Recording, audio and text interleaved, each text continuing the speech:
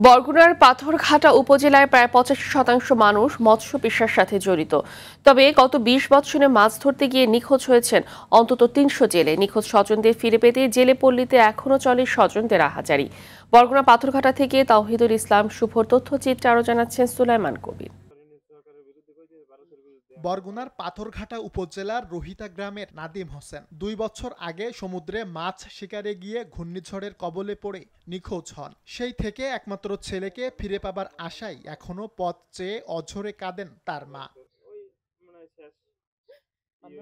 একমাত্র উপার্জনক্ষম ব্যক্তিকে হারিয়ে নিঃস্ব হয়ে পড়েছে নাদিমের পরিবার। অনেকটাই নুন আনতেই পান্তা ফুরায় তাদের।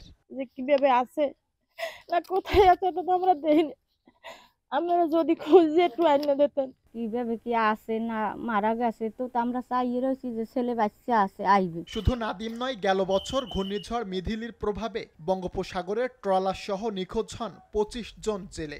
আর উপজেলা প্রশাসনের তথ্য অনুসারে গত ২০ বছরে জেলে নিখোঁজ হয়েছেন ১৮৮ জন। তবে বেসরকারি হিসেবে এই সংখ্যা প্রায় ৩০০ জন। জেলেরা যারা নিখোঁজ হয়েছে তারাই পরিবারের সচ্ছলতা ছিল, যেমন তারাই পরিবারের আয়ের উৎস ছিল।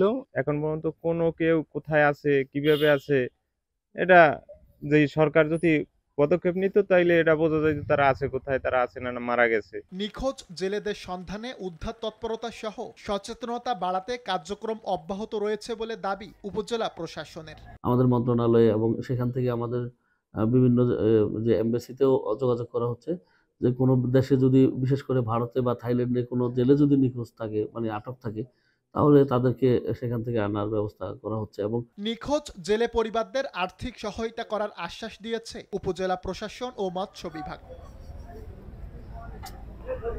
সুলাইমান কবির, RTV।